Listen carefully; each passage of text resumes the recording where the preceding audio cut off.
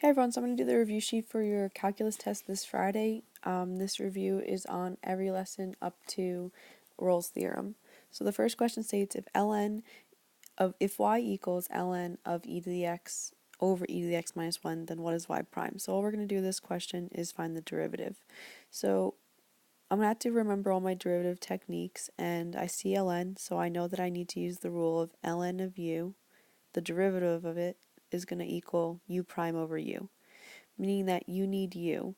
U is the inside, and the inside of this function is this piece right here. So to use this function, I'm going to plug in u. U is this whole entire thing here. So that's the denominator. I really don't have to do much more than just put it there.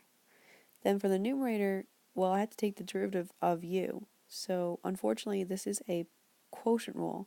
So I'm going to have low squared on the bottom, and on the top I'm going to have low, and then I'm going to take the derivative of the high. Now, the high is e to the x. When you take the derivative of e to the x, you're supposed to keep it and then take the derivative of the exponent. Well, the derivative of the exponent, which is x, is 1.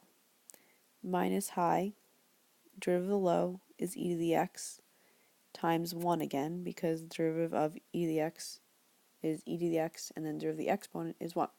And then the 1 becomes a 0. So now what I'm going to do is I'm going to clean this up a bit, and I'm going to first keep change flip because this big bar here means division. So I'm going to have the first piece e to the x minus 1 times e to the x, the 1 we really don't need, minus e to the x times e to the x, all over e to the x minus 1 squared, change to multiplication, and flip it. So the denominator I just flipped.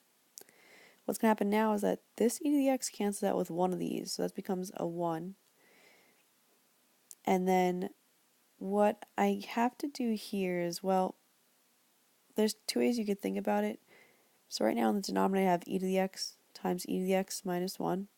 And in the numerator I have e to the x minus 1 times e to the x minus e to the x e to the x. Now if you look at this piece right here, there is an e to the x here, here, and here. You can't cancel these out because of the subtraction, but what I can do is I can take a GCF of e to the x out, these two, and be left with e to the x minus 1 minus e to the x. So what I was left with was this piece and this piece, over e to the x times e to the x minus 1. Now what happens is these cancel out, and if you look at the inside of the parentheses, this and this cancel out. So you're left with negative 1 over e to the x minus 1, and I believe that is choice C. Next question says, again, find y prime, so I'm just going to take the derivative. For this one, you need the rule of the derivative, so d dx of cos, the inverse of cos of u, is equal to negative u over the square root of 1 minus u squared. So again, you need u. U is the inside, so this is u prime, by the way. So what I'm going to do is do negative u prime. U prime, the derivative of 5x squared plus 4 is 10x. All over the square root of 1 minus, put in parentheses, 5x squared plus 4 all squared. And the only one that works for this one is C. Alright, the next one says, given this function, well actually this is not a function, this is an equation. It's not a function because of the y's and such, but it says find dy dx. So remember, implicit differentiation is how you take derivatives of non-functions. So the first thing I'm going to do is take the derivative of the first piece, and the first piece becomes 2x. The second piece, though, I'm just going to make this bigger, is a product rule. And the reason why it's a product rule is because it's x times y. So what I'm going to do is keep the first, take the derivative of the second, which is 1, because y would become 1, but you took the derivative of y, so add dy dx, plus the second times the derivative of the first, which is 1, because the derivative of x is 1, plus 3y squared, and you took a derivative of y, so you add the tail of dy dx. Now with implicit differentiation, what you want to do is you want to group all the dy dx terms. So you want to group this guy and this guy on the same side and move these guys over. So I want to move them over to this side to get the dy dx terms by themselves. To do that, I'm just going to subtract those two terms. And on the left side, I'd be left with these. And on the right side, I'd be left with negative 2x minus y. Now what I'm going to do is, again, I want to solve for dy dx, so I'm going to factor out a GCF of dy dx and be left with x plus 3y squared equals negative 2x minus y. To get dy dx alone, I'm going to divide by this.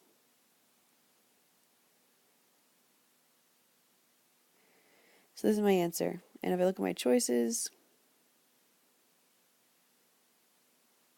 you have x plus 3y squared on the bottom. The only choice that satisfies this is choice A. The reason why it's negative on the outside is because you could factor out a negative 1 here, making this 2x plus y. So that's why this piece here is 2x plus y. Alright, the next thing says evaluate the limit. Well, the first thing you should do is always use substitution. So tangent 3 of 0, well, times 3 times 0, ln of 1 plus 0. What happens here is you get 0 over 0, which is indeterminate, so you're going to have to do another technique to take the limit. Now, because this is not an infinity limit, you can't use the every pirate likes treasure trick. What you have to do is use another trick, and the trick that you're going to use is L'Hopital's rule. L'Hopital's rule means that you're going to take the derivative of the top and the bottom to evaluate your limit. The derivative of tangent is secant squared of 3x.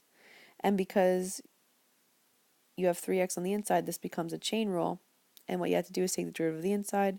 That would be 3. The denominator, though, remember the derivative of ln is u prime over u, so the derivative of the inside is 1, because I have u prime over u happening here, and then 1 plus x is u. So now what I can do is I can plug in the 0 and see if this gives me a non-0 over 0 situation. When I plug in 0 to the bottom, I get 1 plus 0, and then I get secant squared 3 times 0 times 3. This becomes secant squared of 0 times 3 over, this whole piece becomes 1. So really what I have is secant squared times 0 of 3 times 3. You can't put secant squared in your calculator, but you can put 1 over cosine squared in your calculator. You type in 1 over cosine squared or 1 over cosine into your calculator. That gives you 1, and then you have the times 3. So 1 times 3 is 3. Next question says, determine if Rolle's theorem applies to the function f of x equals sine of 2x on the interval of 0 to pi over 2. And if you want to change this to 0 to 90 degrees, go for it. If so, find the points that guarantee to exist Rolle's theorem. So the first thing I'm going to do is check my conditions. Am I continuous? If you remember what a graph of sine looks like, it looks like this. It's an absolutely continuous graph, so that's true. And then the second factor I want to check is if I am differentiable. And there's no cusp, there's no jumps, anything in the interval of 0 to pi over 2, actually. I'm just looking at this section. So I am differentiable. And the third thing I'm going to see is if f of a matches f of b. So a is the 0 and b is the pi over 2. So I'm going to plug in into my function f of 0, does that equal f of pi over 2? So I'm going to do sine of 2 times 0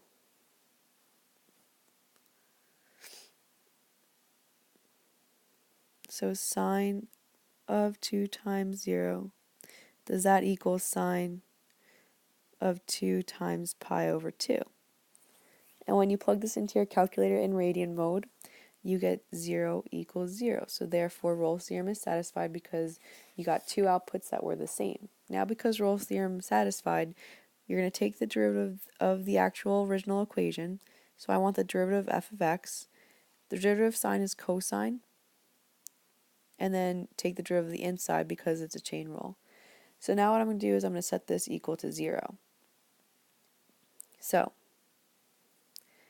I'm going to put the 2 in front, so I have cosine 2x equals 0. By setting it equal to 0, it's going to tell me my c value that satisfies Rolle's theorem. So I'm going to try to get x alone by dividing by 2, and now I have cosine of 2x equals 0, okay? And to get rid of my cosine, I'm going to take the inverse cos of each side. Now, it might be beneficial to change your calculator to degree mode because when you take the inverse cos of 0, it's going to give you a weird decimal value in radian mode. But when you take it of 0, you get 90 degrees. Divide that by 2, and that gets you 45 degrees. Now, all your answers are in radian mode if you look at the multiple choice. So I'm going to multiply this by pi over 180 to change it to radians, and I get pi over 4, I'm sorry. So if you remember, pi over 4 is right in between 0 and 90 degrees, which is pi over 2. This is your interval. We don't care about anything over here. This is the interval we're looking at. So pi over 4 is the only value that would be inside that interval, so that's your answer, which is choice 1. Okay, the next question says find d2y dx2 by implicit differentiation. So this is the second derivative. So the first thing you want to do is take the first derivative of this, which is 4x minus 6y dy dx equals 0, because the derivative of 4 is 0. I'm going to subtract 4x to get my dy dx alone. Negative 6y dy dx equals negative 4x. Divide by negative 6y. So after I reduce, I get dy dx equals 2x over 3y. So what I want to do now is I want to take the derivative of this guy here. So I get my second derivative. So I'm going to use the quotient rule. And I'm going to say d2y dx2 equals low. Derivative of the high is 2 minus high. Derivative of the low is 3 dy dx. All over low squared. Okay, so I'm going to clean this up a little bit, and I end up getting 6y, because these are multiplied, minus 6x dy dx, all over 9y squared. So all I have to do now is replace this dy dx with this value, so I'm substituting that in. So I have 6y minus 6x times 2x over 3y all over 9y squared. Okay, so what I can do now is I can actually reduce the 6 to a 2 and the 3 to a 1, and I end up getting 6y minus 4x over y over 9y squared. This is what dy dx equals. This is your answer here. Now you could reduce it more by getting the same denominator on the top and keep change flip, but this is good enough for the answer. Next question says evaluate the limit. Again, always use substitution first. So the first thing I'm going to do is I'm going to plug in pi for x.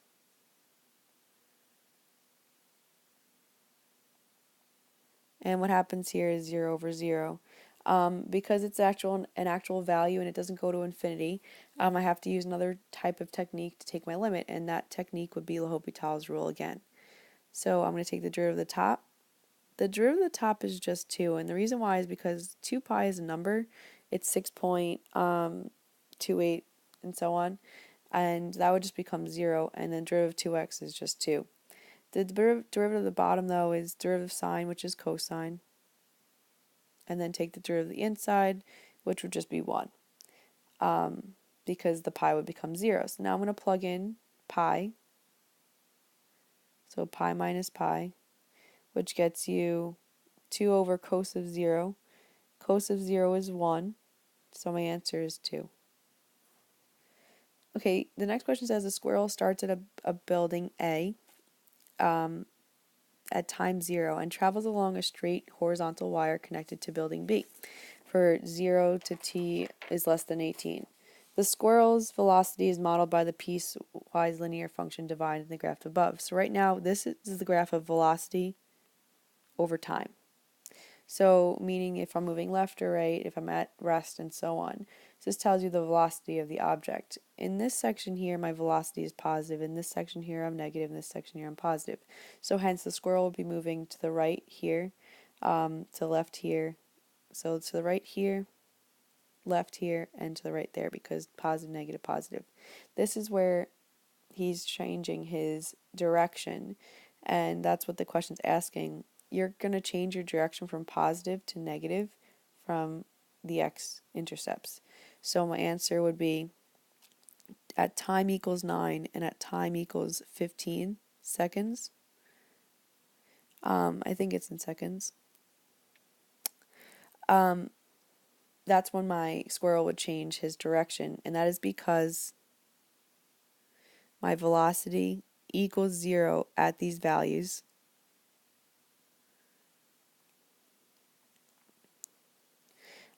Meaning that's where I can change direction.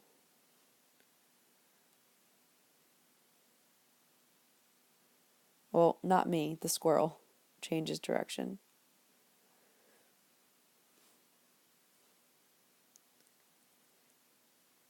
All right. Next question says, find the absolute extrema of f on the given interval. So they only gave you this interval from -2 to 3. To find extrema, what you want to do is find the derivative and then set it equal to 0. So 6x squared minus 6x minus 12. I'm going to set this equal to 0 to find my critical values.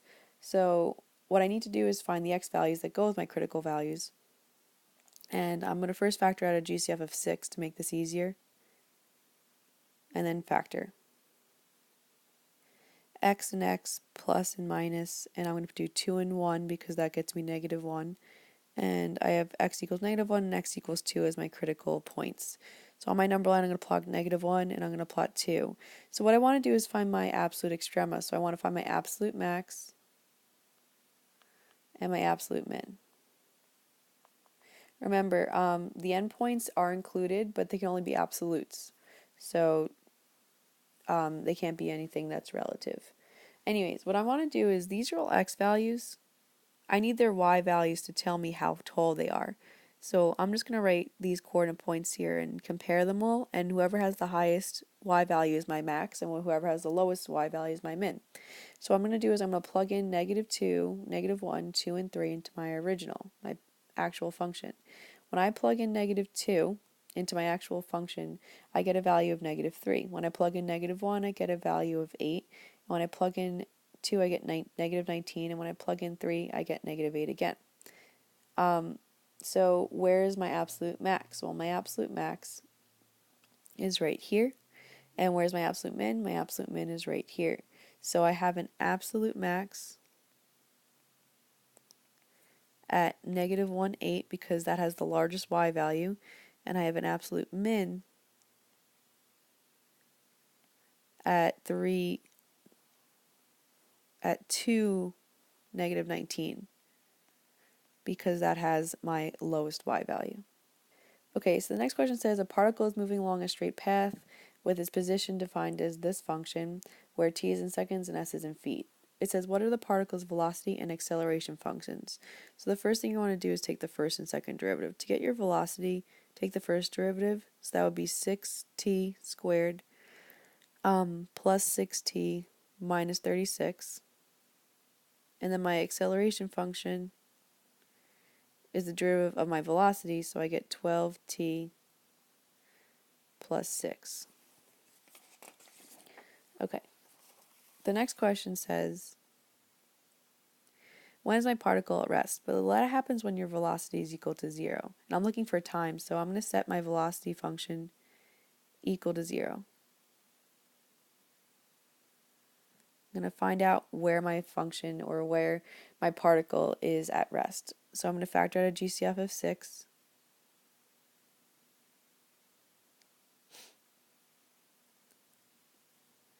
And then I'm going to factor this to t and t minus plus,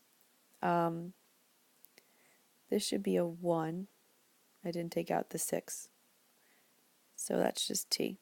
So I want a positive t, so I have 3 and 2. So my function is at rest at time equals 2 and time equals -3. Now I'm going to choose to reject the 3 because time can't be negative, so my one value here is t equals 2. That's when my particle is at rest. The next question says, what is the total distance traveled? I'm in the first 3 seconds. So what I want to do next is I'm going to create a number line from 0 to 3. And the one critical value that I have is when the velocity is at 0, because that's when my particle can choose to change direction and choose to go forward or backward from my starting point. So remember, this represents time. This is time, this is time, and this is time.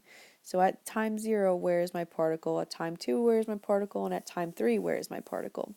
So what I want to do first is to find my total distance traveled. I'm going to find the actual distance at those times. And I need to use my position function to do that.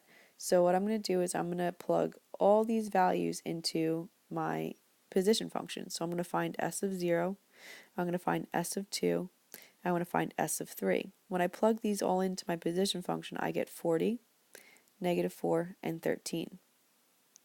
Now remember, this is all relative from where you started. So 40, -4, and 13. This is all relative to your starting point. So here's you. Say you're the particle. You would start at 0. That's your starting point, 0 feet. So what happened was that you decided to take a trip and you decided to go 40 feet from your starting point. Now that could be 40 to the right, 40 to the left, but let's just say we went to the right. I have no idea if that's the right way, but I know that I'm going some way. So let's say I went 40 feet to the right. Okay, so then you decided, well, at time equals 2, I'm going to do some more distance traveled. Remember, this is 0 feet. -4 represents the distance past 0 feet. So what just happened was you went forward and then you decided to go backwards. So what really happened here is that you went forward 40 feet, then you went back to your starting point, and then you went even further. So your total distance right now is 44 feet. That's how much you've traveled so far. So now you're here. You travel 44 feet. Then you realize you need to go back to 13 feet. Remember, this is 0 feet, so 13 feet is over here.